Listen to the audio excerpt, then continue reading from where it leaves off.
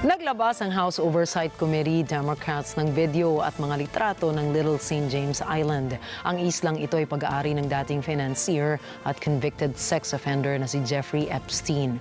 Inaasahang makatutulong ang bagong release ng mga ebidensya para mas maunawaan pa ang kontrobersiya na kinasasangkutan ni Epstein. Si Ana Cui para sa mga detalye. Makikita sa mga imahe ng video at litrato ang isang pool cabana at ilang mga kwarto. Inaasahan na ito'y magbibigay pa ng linaw sa mga materyal sa mga aktibidad ni Epstein.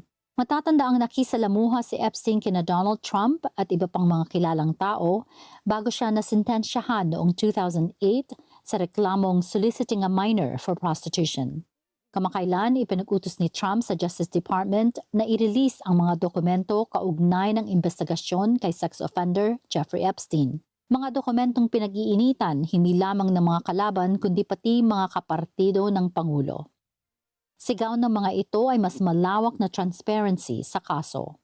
Ang hindi mamamatay-matay na iskandalo ay tinik sa tagiliran ni Trump kahit pa ilang ulit na niyang iginiit na conspiracy theories lang ang mga ito laban kay Epstein. Marami ang naniniwala na pinagtakpan ng Trump administration ang kaugnayan ni Epstein sa maraming makapangyarihang mga pangalan at pinalabo ang mga detalye tungkol sa pagkamatay niya noong 2019. Nakakulong si Epstein sa Manhattan dahil sa federal sex trafficking charges nang siya ay magpakamatay. Ana Cui para sa Mata ng Agila International, trusted, connected, on point.